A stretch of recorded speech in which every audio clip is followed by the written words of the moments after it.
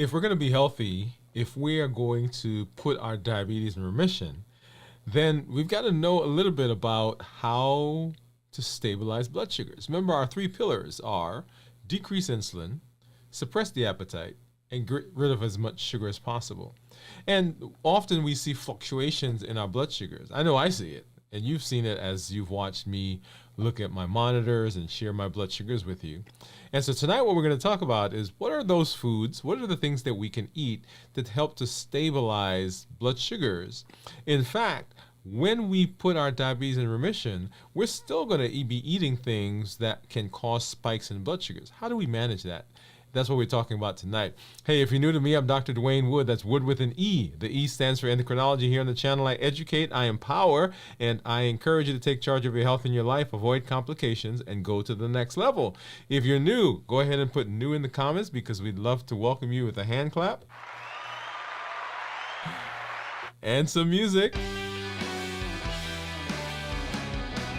And let you know that we are glad that you are in this space. If you have questions, go ahead and put those in the comments because I'd love to answer those, and make sure you put a Q in front of that question so I'll know that that is a question that I do need to get to. As we do always, we'll take a look at my blood sugars on my monitor and on my meters over here, and then we'll take a look at my report, which you'll see on the screen there so that we can see where things are. I do want to go ahead and give a shout out to some of our community members that I do see out there. Hello, Jennifer. Jennifer says, howdy, y'all. Glad that you are able to stop by and hang out with us, Jennifer. And then Steve. Steve is saying hello, Jennifer. So wherever you are, on whatever platform you are joining us from, we should be streaming to all of our social media platforms now. So LinkedIn, Facebook, of course, YouTube here, Twitch, X, Instagram, we are out there as well. So glad that you are able to join us. And if you see somebody if you're out there and you don't see someone that you expected to be here, go ahead and send them a message. Let them know that we are in the saddle and we're about to kick off right now. So yesterday we went to Nashville Shores and I finished my fasting on Friday. You guys saw that. And over the course of the next few days, kind of did a fairly good job of monitoring food and food intake. And then y'all got in the car and headed up to Nashville Shores and was with all the kids and all of the excitement that was there.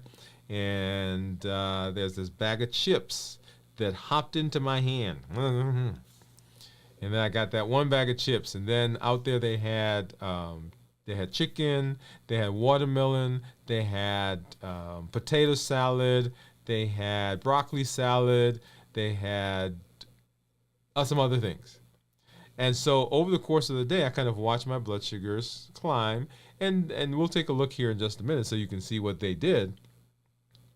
But as we have been talking about reversing diabetes, as we've been talking about what do we do for people who are not diabetic and improving their metabolic disease, the question that I get asked often is, what do I eat? And you'll see across the internet, there are a lot of people that propose different things to eat. And some people say you can basically eat whatever you want. You don't have to restrict yourself and so forth.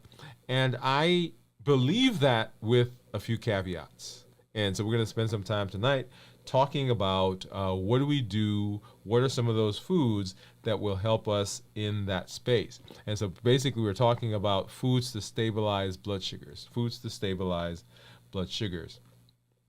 And so why is it important to stabilize blood sugar? What are the benefits of stabilizing blood sugars?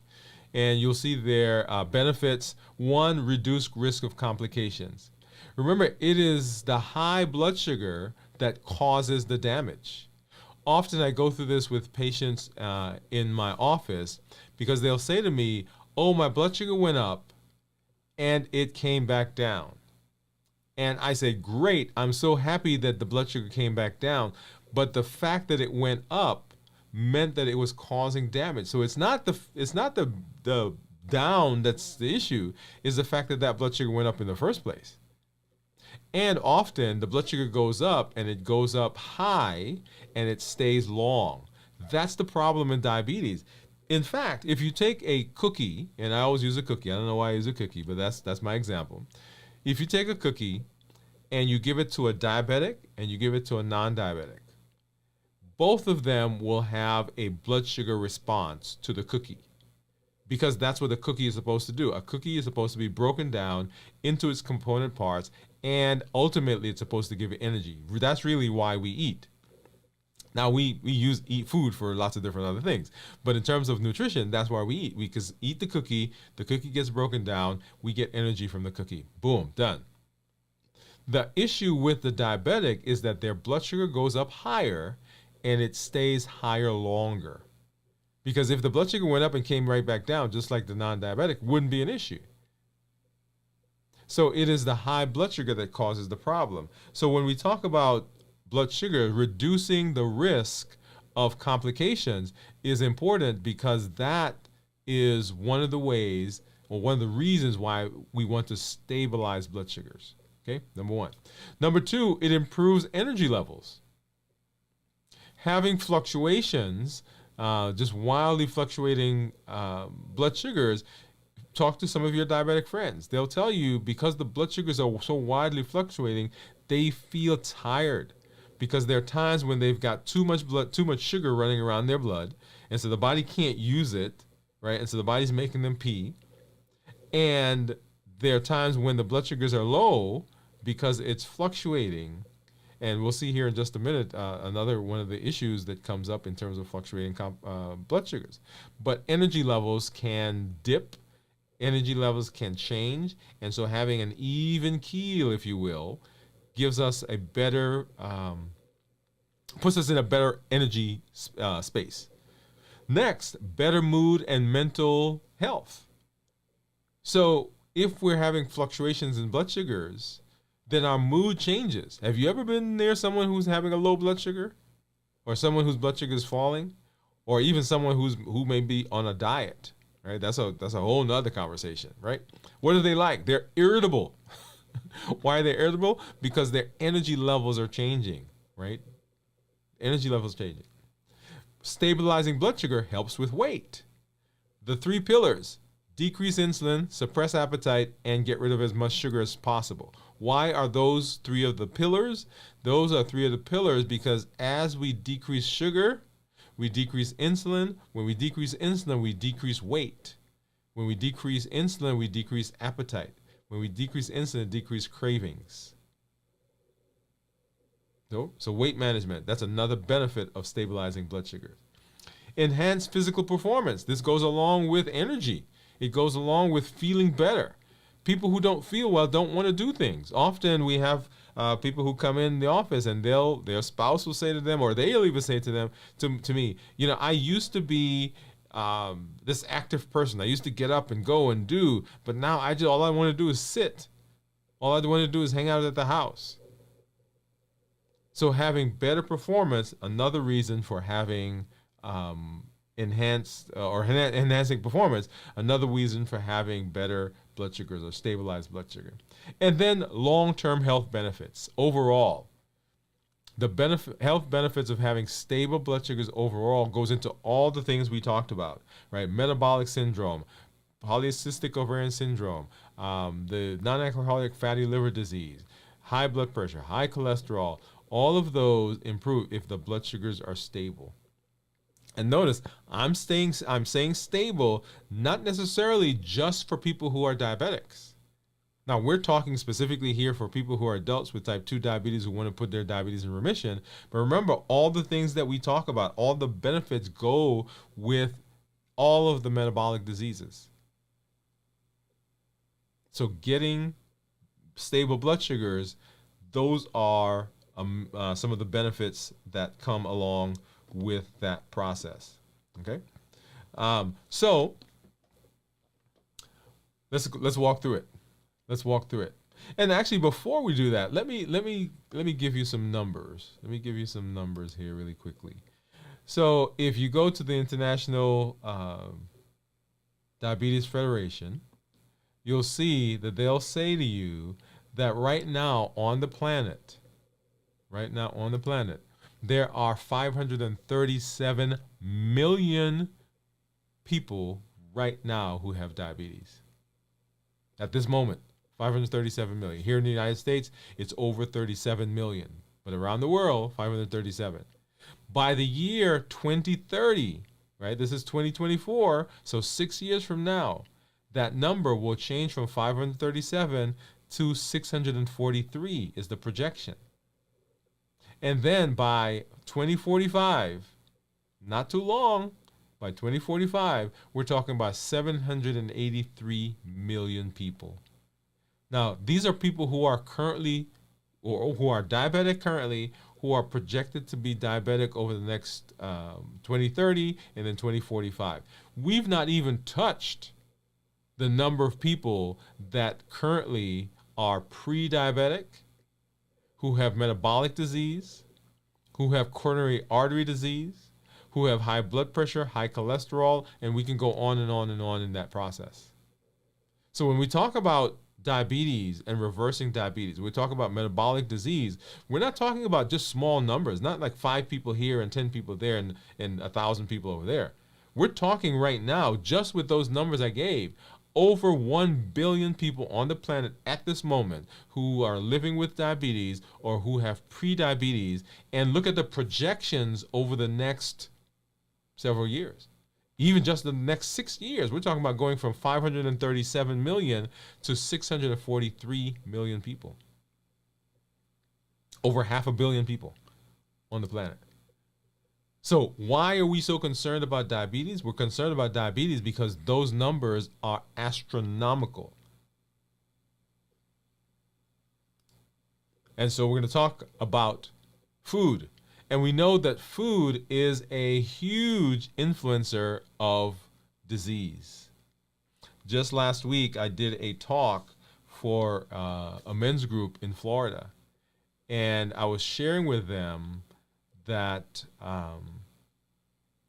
that the things that we do in our lives that affect our metabolic disease are things now that are what we call lifestyle. Years ago, people died from infection or trauma. You got infected, we didn't have treatment, and so you died. You got into an accident, you hit your head, somebody hit you, you fell, you got injured, and you passed away. That's no longer the case. Now we're talking about metabolic diseases that are lifestyle related. And as you have seen here on the channel, as we've talked, food plays a huge component in that process. There are some places, I don't remember where I saw that, but you may have seen it as well. What's it called? Food as medicine, right? That's what's being taught now. We're finally realizing, hey, there's this huge component of food and how it impacts our metabolic health. So first of all, so what are those top foods, right? So we're gonna go through this list, right? Pretty comprehensive list of types of foods, types of things. We can give some specifics in several of these categories, but I want you to begin thinking and go back. If you remember when we did our challenge, I think that was in April. Was it April? Yes. So our challenge for April was to come up with a meal that minimized processed foods, didn't have a whole lot of added sugar, that was whole foods, had non-starchy and starchy vegetables, that had the appropriate portion size, that had lean meat and lean protein and healthy fats. You remember that? So that was in April. If you've not already done so, go back and watch our videos and pull that up. That's still a challenge for you, right? So as we're going through, it's not that challenge was done. It is an ongoing thing that you want to do as we move through the space, as we move through the year, as we reverse our diabetes. So number one, what we want to do is we want to talk about the first group of things, foods that will stabilize blood sugars, and those are the non-starchy vegetables. Non-starchy vegetables. So non-starchy vegetables are good because they are low in carbohydrates and they have a lot of calories. I shouldn't say a lot of calories. They are low in carbohydrates. They don't have, they're not packed full of calories. They're appropriate for where they are. So think of a potato versus some greens. Now, I could possibly get the same number of calories from a potato as greens, but I've got to eat a lot of greens to get the same calories.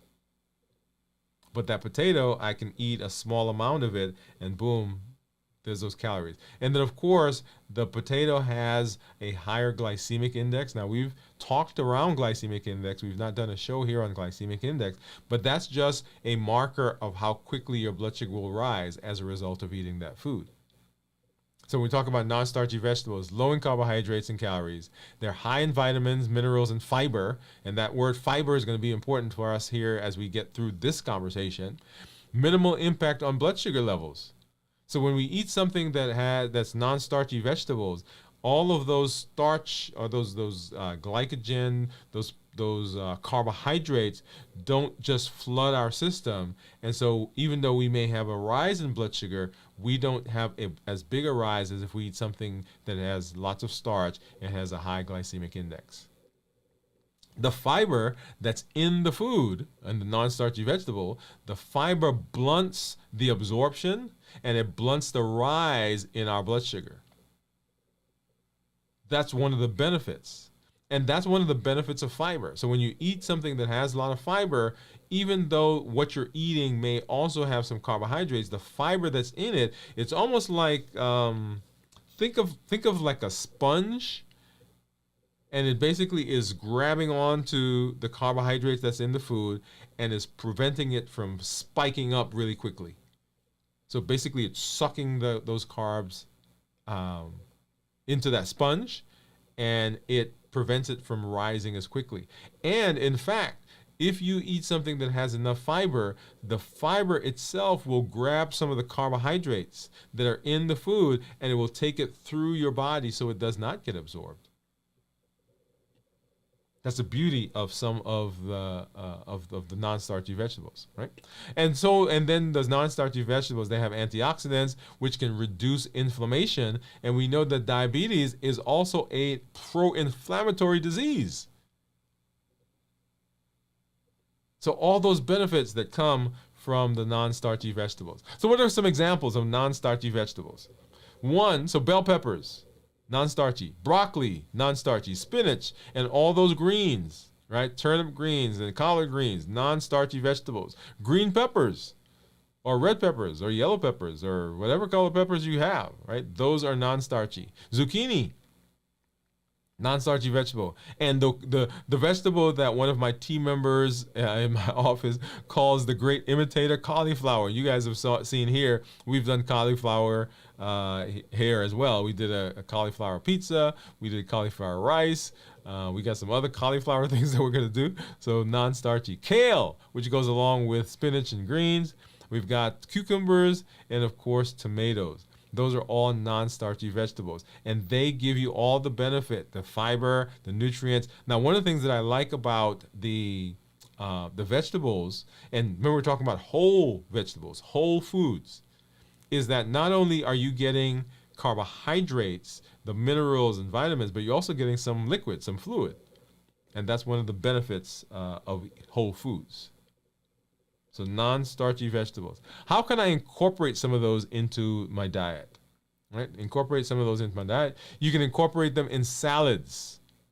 Most of the non-starchy vegetables that you will find out there, you can actually just chop them up, cut them up, drop them into a salad. Very, very easy, simple way of getting those in. You can do a stir fry. Right, not a lot of fat, right? I was talking to my wife recently, and she was asking me to cut back on the amount of fat that I use because I use oil. Yeah, so when I do my curry You'll see, but yeah, but cutting back on some of those also, not just we talking about fat of carbs, we're also trying to be healthy in other ways. But we can do stir frying, so add a mix of vegetables and fry them together.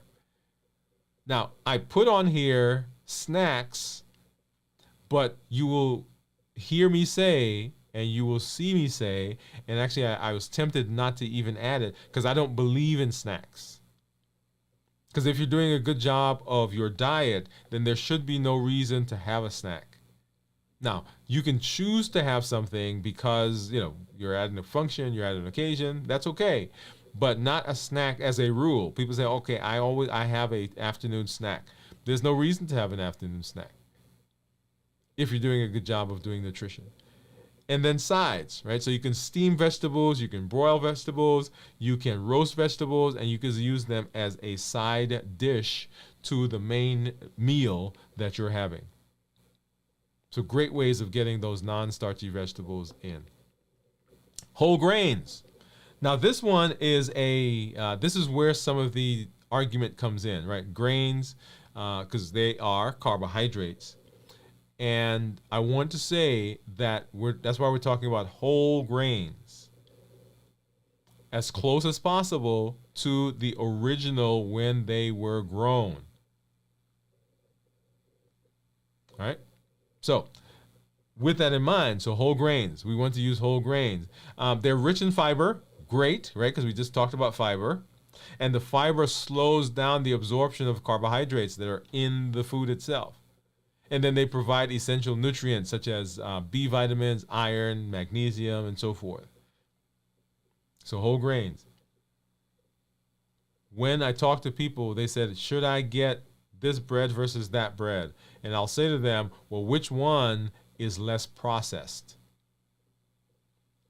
Now, an interesting thing that one interesting thing I want to point out for all of us here in the community, as we're talking about being healthy, as we're talking about reversing diabetes, as we're talking about wellness, everything that we do is relative.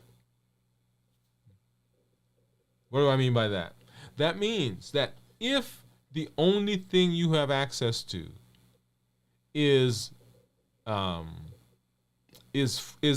food, and we've talked about food deserts and so forth, then the thing that you eat is where you are. So I can't step into your space and say to you, hey, you should be eating X, Y, and Z if you don't have access to X, Y, and Z. Now, if I bring it to you, or we improve the process, or we improve the environment, or all of a sudden we have access to it, then we now change what we do to be healthier. I want to make that point to everyone in the community. We move as a group together in terms of our knowledge, but there are places where people don't have access to all the things that we're talking about. And if they don't have access, then they do what they do in that space until something is better. That's why advocacy is so big. Right, we talked about several weeks ago, we talked about cleaning up your environment, cleaning up your home, cleaning up your job, cleaning up the community in terms of food. And our job is to become involved, get involved so that we can help other people that may not have the benefit of being able to hop in a car and drive I shouldn't say down the street, but drive to a farm. Or hop in a car and drive to a place where they're getting fresh fruits and vegetables. Okay? Let's make sure that we keep that in mind. So whole grains. So it provides all those benefits. Well, what are some grains? What are some whole grains? So quinoa, right? Bulgur wheat. My mother-in-law does that. Farro, oats, whole wheat, barley. And I mentioned I don't know if I did it here on the show, or I was talking to the group of guys last month, and I was telling them the way the food is processed, the wheat is processed, the grains are processed now. They are so fine. Yesterday we went to Natural Shores, as I was telling you, and of course there are people everywhere. And what were they eating? They were getting those funnel cakes. Right? Remember, you guys know funnel cakes? And on top of the funnel cakes, what are they putting? Yeah, they're putting the powdered sugar. Well, if you compare the speed with which your blood sugar rises if you're eating powdered sugar versus if you're eating like the granulated sugar, then the blood sugar spikes up a lot faster with the powdered sugar because it's much smaller and the surface area is larger, and so it just sucks into your body. It's the same thing with the processed grains. The finer we grind it, the more easily it gets incorporated into our body, and the bigger the spike in our blood sugar can go. And because you're grinding it that finely, then you don't have the benefit of the fiber because you've destroyed the structure. You destroyed the fiber structure, and so it just gets sucked in, gets absorbed right into the system.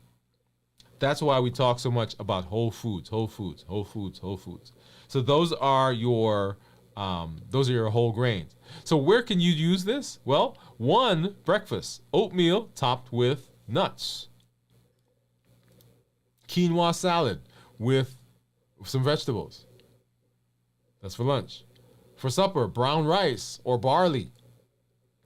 And a side dish with lean protein and vegetables. And then you'll see I've added it again, right? And for those of you who are needing to do this, we have put a snack there, right? Whole grain crackers with hummus or a slice of whole grain toast with avocado. If you're going to do that, I would much prefer just the avocado or the hummus, right? Get rid of the toast. Get rid of the toast. All right. So whole grain. So lean protein. And so lean protein helps to, and once again, we're talking about stabilizing blood sugar, right? That's what we're talking about. What are the foods that we can eat to stabilize blood sugar? Now, if we go back to the vegetables, there are vegetables you can eat that are just highly starchy. There are grains that you eat that are highly starchy. And so what I'm suggesting is even as we're eating within those categories, that we pick the things within the category that will give us a less vibrant spike in blood sugar. Because when the blood sugar spikes, what has to happen? We either have to take insulin or the body has to make insulin. When insulin comes out, insulin is a storage hormone, so your weight goes up. When insulin comes out, insulin stimulates the appetite, so you start eating more. And when that happens, the blood sugar skyrockets because now you're putting in more carbohydrates. Remember the pillars? Suppress insulin, decrease insulin, suppress appetite, and get rid of as much sugar as possible. Those are the pillars of reversing diabetes. Okay, so lean protein. So lean protein helps to slow digestion and absorption. Protein in general, right? We'll add the lean word there in just a minute. So it helps to slow the absorption of carbohydrates. So if you eat something that's purely carb, guess what? Your blood sugar goes up. But if you eat something that's carbs that has some protein with it, it doesn't go up as quickly. It prevents blood sugar spikes, which is what we just talked about. It promotes satiety. Hey, I love this one.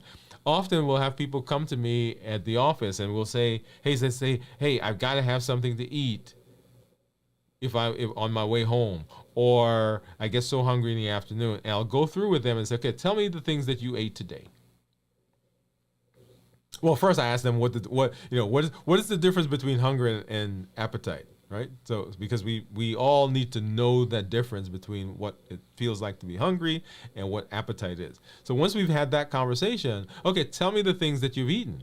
And so they'll go through and they'll say, well, I have a Pop-Tart for breakfast. I had a sandwich for lunch with some sandwich meat, and I had a salad. And then I'm going to go home, and tonight we were supposed to have whatever, but I was so hungry that I just stopped off and I bought whatever. Well, if you think about what they just described that they ate, there's not a lot of protein in that. And one of the reasons that they feel hungry is because there's nothing in their body to satiate them. So eating protein gives you the feeling of satiety. So feel like I'm not hungry, that I'm satisfied. And that's one of the mistakes that we often make as we are moving into the wellness and health space. Everybody thinks that they've got to eat, like they've got to pound the salad. That's great. But if you're not careful, then you're cutting back on protein in that process. And so now you feel like you're hungry all the time. Of course, we have to learn what it is to be hungry and not be hungry, but that's another conversation. Okay? All right. So promotes satiety, and then it reduces the likelihood of overeating. Same thing, right? Because if I'm feeling full, then not an issue. So I've told people before, okay, they'll say to me, hey, I'm cutting back on my food. I say, what do you eat? What did you eat for supper? And they'll tell me, oh, I ate a chicken breast and I had some broccoli and da-da. I said, when you go home or tomorrow, have a second chicken breast. And they say, why? I said, because you didn't eat enough to be satiated. Right, and that always blows their mind because they're like, man, you're telling me to eat more? Yes, I am. Now, most of us don't have to eat more, right? Because we do have some storage. Okay, so here's some plant-based protein, right? So we're gonna do plant-based and then animal-based. So plant-based protein, chickpeas. Lentils. I love those. Are two of my favorite actually right there. Chickpeas and lentils. Like when I was growing up, we had chickpeas called chana, which was what we call it. We had chickpeas all the time in lots of different ways. It was stewed, it was baked, it was boiled, it was souped, it was any way that you could think about chickpeas, we did it. And then lentils, my wife makes an amazing stewed lentil where she puts all kinds of vegetables in there. And yeah. I gotta get her to make me some. You think I can get her? Hey, honey, are you watching? Right? So lentil, bulgur, tofu. We love tofu at my house, and you guys saw we did a show several weeks ago where we cook tofu. Edamame, black beans. I love that. As a matter of fact, when was it? That's what I was using at one time to break my fast at the end of my extended fast. Now I've changed to do other things. I think I'm going to actually go back to using beans because, yeah, maybe we'll talk about that this week. And then tempeh. So these are plant-based proteins. Once again, we're talking about foods that will stabilize the blood sugar. Foods that will stabilize the blood sugar. Because remember, it's the high blood sugar, it's the fluctuations in blood sugar that are the issues for us. When we fluctuate, we have mood changes. When it fluctuates, we feel hungry. When it fluctuates, we have those cravings. When it fluctuates, we have that sense of fatigue and tiredness. So we want to stabilize blood sugar. We want to have as normal, as consistent a blood sugar as possible. Now, is it ever possible to have a consistently have the number the same? No, it's not going to be the exact same, but as much as possible we can do that. And then if we talk about animal-based protein, of course, turkey, fish, eggs, milk, cheese, skinless chicken breast, yogurt, right? And I can keep going. I stopped as I was putting the list together. So these are some of the proteins that we can have. Stabilizing blood sugar. And then berries and fruits. Now, in terms of berries and fruits, this has been someplace where there's a lot of confusion. And the confusion is because everybody says, or everybody's been told, or people are understanding that because berries have sugar in them, carbs, then they shouldn't eat them as diabetics. That is not the case. In fact, if you say to me, hey, should I eat that piece of bread or should I eat this berry? I'm going to tell you, eat the berry. Because the berry has what? Vitamins, minerals, fiber. It has carbs, of course, and then it has fluids. It has liquid in there. So that combination makes it healthier than some other choices. And notice I'm saying fruits and berries, right? Because the berries are, we want to, well, let me back up. We want to choose berries, we want to choose fruits that have lower glycemic index. Because there are some you can get that are like huge. And then depends on the type of fruit it is, because we've genetically engineered several of our fruits. Now, I'll tell you, I love some genetically engineered fruits. I got to be honest, because I don't like things that have all kinds of seeds. Some of them, and so yes, I do eat those. They are good, right? Yeah, tell the truth. But yeah, so as you're talking about different berries, remember, just because you're diabetic, or just because you are struggling with weight, or just because you're struggling with metabolic disease, does not mean that you can't have berries, you can't have fruits. You just have to be selective in the fruits that you have. So fruits with a low glycemic index, they release sugar more slowly into the body. And remember, that is a big theme you've heard tonight. The rate at which your blood sugar rises. So those low glycemic index fruits are better than some of the others, right? So they release it more slowly into the bloodstream, and this helps to maintain stable blood sugar. And that's what we're talking about. How do we stabilize blood sugars? Yes? Okay. And so what are some fruits that we can have? So berries. Yes, berries. Blueberries, pears, peaches, oranges. And when I was talking about genetically engineered fruits, the citrus family of fruits is probably one of the largest genetically engineered group of fruits that are out there. But we won't get into that tonight. Okay? Strawberries, raspberries, apples. Now I'll tell you, I've seen some apples that are like yay big. I'm like, where did that apple come from? Is that a pumpkin there? Yeah, right, so that's probably one of those genetically engineered apples.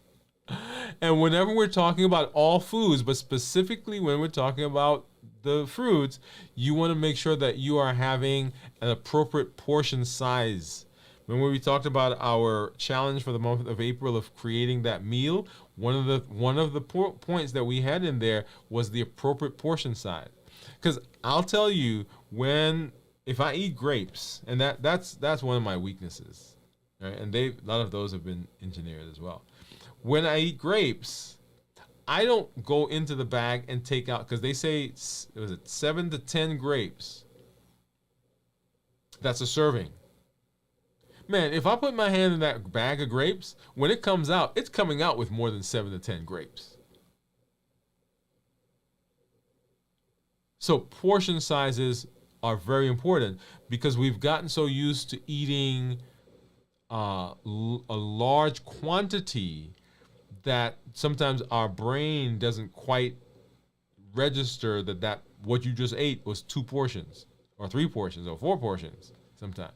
And that's just a snack, y'all. As we're getting ready to eat our meal, let me go grab some grapes. Well, you eaten 2 portions, 3 portions, that's 45 grams of carbs. That's an entire meal right there. And then, I had a snack, now let me go eat the meal.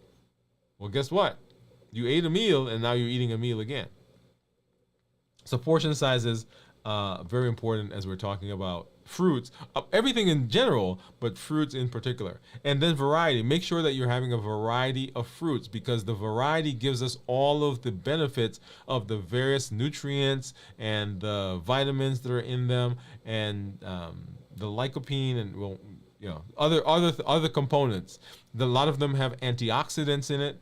And so don't just pick a fruit and say, okay, that's what I'm eating all the time. Right? Find a variety. And this is a great time to learn about different fruits, different foods in general, right? Because sometimes you may not eat a lot of the non-starchy vegetables that we talked about, or some of the whole grains we talked about. But now you can go back and you can do that, or even some of the protein that we talked about. And then nuts and seeds. Now this one is, I've got to be very careful. When we talk about portion sizes, this is mine right here. Right? Who knows? If you drop it in the comment real quick. Who knows what my two nuts are? What are they? Drop it in there for me real quick. Right, this is a place I have to be careful. Because if I'm not careful, I went to the grocery store and I bought 2 cans. I don't know why I bought 2, but I did.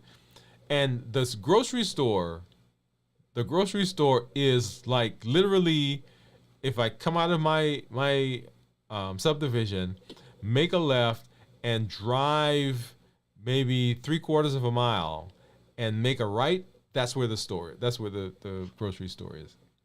And so I bought these 2 cans of nuts, and they weren't the tiny ones. You know, sometimes you get the planters and they're like the half can. No, this was like the full can. And from the time I drove at the grocery store and made it to my house, I had already eaten half of the can. Right? Because I just kept boom, boom, boom, boom. It was amazing. Yes. Almonds and cashews. That's my thing right there. Almonds and cashews, y'all. Oh, it is great. Hey, you want to hear something? So I went to the grocery. So I've been trying to manage those. And so I went to the store, and so I've kind of sublimated it, and so I buy peanut butter. Right? So I'm not eating the whole can. So I buy peanut. So I get a spoon of peanut butter, and that usually does it. And I went and I made the mistake of looking for almond butter. I made a mistake of looking for almond butter.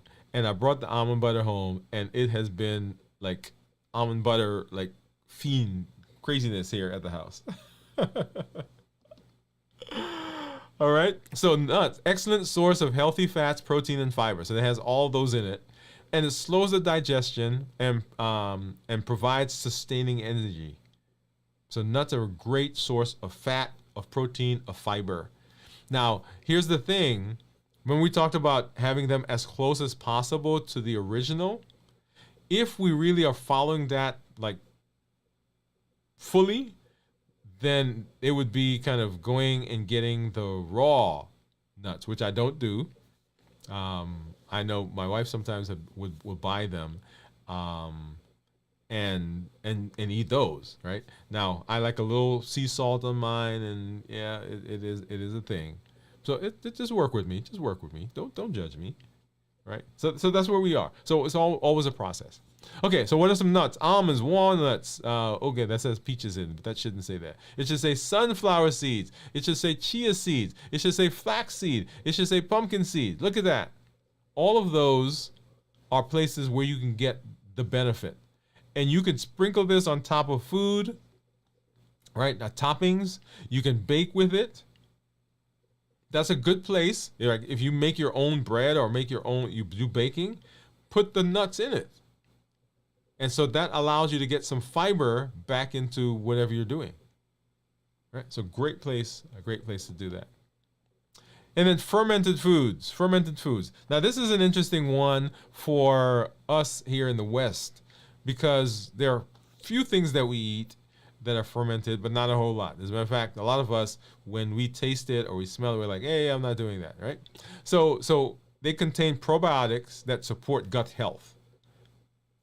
If the gut is not healthy, then we can run into lots of other problems.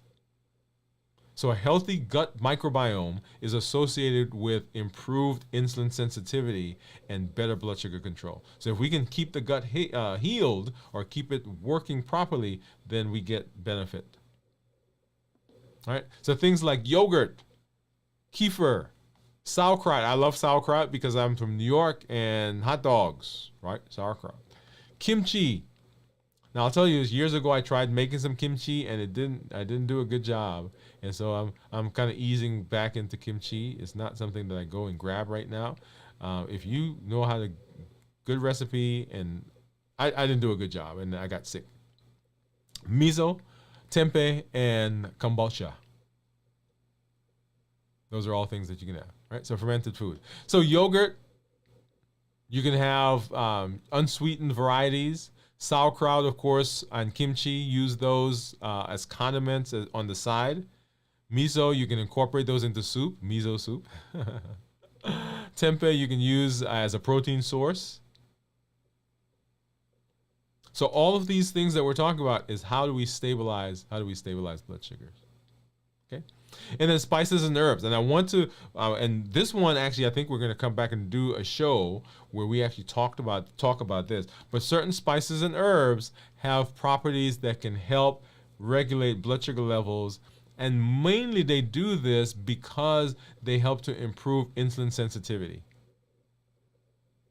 So things like cinnamon, which is a insulin sensitizer, turmeric or curcumin, right? Ginger, bitter melon, and chromium. All things that you can use in terms of sensitizing the body. And so sensitizing, what does that mean? That means that if your body makes insulin, or if you're taking insulin from the outside, then, and I'm using this as an example. This is not the science of it. But let's say you take 1 unit of insulin from outside, you take a shot, or your body makes 1 unit of insulin. Then the insulin sensitizers make that 1 unit look like a lot more, so that you don't have to take that much more, or your body doesn't have to produce that much more. That's what a sensitizer is. It makes your body more responsive to the insulin that's already on board, or the insulin that you're taking, so you don't have to take as much. Insulin sensitizers. And like I said, this is one group that will probably come back and do a show on using these, because I think it's worth having a conversation. Okay, and so the direct link between food, blood sugar, and diabetes underscores the importance of making informed dietary choices. We educate, and the education is to provide the information. And then now we take that and we go and we implement it. That's the empowering. So understanding how food works, understanding what the point is of managing diabetes and blood sugars, reversing diabetes, because even as your blood sugars are better, in terms of reversing diabetes, when you eat food, you want to make intelligent choices. That's why at the bottom of one of those slides, you saw it said, right, variety and portions. Variety and portions. Because if you sit down, even when your diabetes has been reversed, if you sit down and you're like gorging on 5 gallons of ice cream, guess what's going to happen to your blood sugar? Yep. And your body, now that the body is being healed, right? And once again, I need to write these down. As your body is being healed right now, some of you are finding that there are foods that you have not been able to eat in the past. But now that your body is healing, you're able to eat them without getting that spike in blood sugar. That's the beauty of what we're doing. But if you continually tax the body over and over and over and over, right? Guess what? You're basically walking it back into the process of being unhealthy again.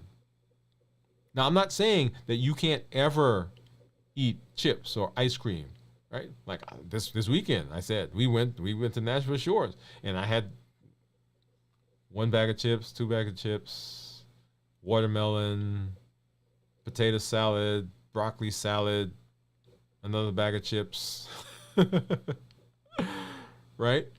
And so this is a great place, actually. Let's do that right now, so you guys can see, because this is beautiful to me. Okay, so let's hop over and let's take a look at.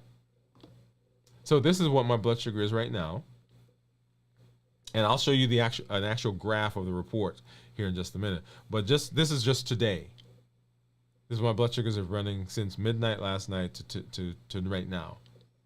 And if I look at my Dexcom, right, so that's what has been running today.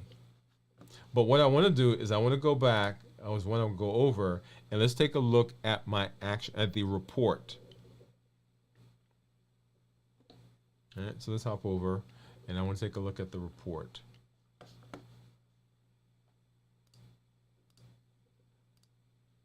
right? Because what I want you to know is that as you guys are out there doing this, I'm living it with you. Right, I'm living it with you. So let's see. Let's grab this screen here really quick. Let's do this one. Okay. Okay, so you'll see my average blood sugar right there for the last 14 days, 102. I'm in target 91% of the time, and target range is anywhere from 70 to 180. My glucose management indicator is 5.8, so that means that if I get my A1C, then I would expect it to be 5.8. Okay? And in fact, when we got labs several weeks ago, if you recall, let's see, where was that? Right in the middle of the screen there, you'll see this is my blood work, and my A1C was 5.8, right there in the middle. So, but let's hop over and let's take a look at the actual graph. Let's take a look at this one. Hold on a second.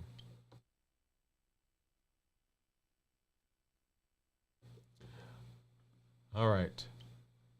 So let's scroll back and let's look at, let's see, so Thursday, so Friday. Okay. So Friday, that's what my blood sugars did. And so broke the fast Friday evening and then started eating. And so look at that. So that's Saturday into the Saturday. So we went from down into the 70s and 80s and up into the 120s, 130s, 140s. So not bad, right? So I love that. And then into Sunday now. So Sunday is the day we went up to Nashville Shores. And so 120s, 120s, 150, you saw that there. And so we're driving in the car, and I got a bag of chips in my hand, 140s, 130s, and we get there, and I had some potato salad, and look at that, right up to 190. Like, my blood sugar has not been upwards of 180 in weeks, right? And so came back down, and look at that. Look at the speed with which that happened. Let me tell you, prior to New Year, New You, if that blood sugar had gone up to 190, it would have kept going, and it would have stayed up higher for longer. But look at that. So it went up, and then, let's see, that's 5 o'clock when it got to the peak. And then by, let's see, 5, 6 o'clock, 7 o'clock. By 7 o'clock, it's 140. And by 8 o'clock, so 3 hours later, it's 114. Okay? And of course, I came home and I had something else. I thought, what did I eat, by the way? I don't even remember what I ate right here. Right? So I want you to look at what's going on with the blood sugar. And then, of course, today I haven't eaten anything since last night, by the way. So now we're down to 100. So if I continued eating those bags of chips and chips and chips and chips and chips, which you can eat chips, you can eat watermelon, you can eat ice cream, you can eat cookies, right? So we'll come back and talk about that. But the point here is not to say just go eat what you want. What I want to make a point of is if we tax the body continually after we have healed it, we're basically causing damage again. So it's okay. If you want to have some chips, go ahead and have them. Your body is going to now respond in a way that brings that blood sugar down. And then you've got to say, okay, it did a good job right now. So I'm not going to keep doing that today. But what happens is often we eat it and the blood sugar goes up, and then we keep going on and on and on and on. So important to stabilize those blood sugars. Because if we don't, then we have those spikes and have all the complications in terms of putting on weight, cravings, feeling like we're hungry all the time, and so forth. So stabilizing those blood sugars really does help. So as you're thinking about the foods that you're going to eat, and remember, this was not intended to tell you that foods other than the things we talked about cannot be eaten. But as you're putting your menu together, these are things that you can put on that menu to know that, okay, these are going to help to stabilize my blood sugar. Now, one point that I want to make is that this is what is supposed to stabilize your blood sugar.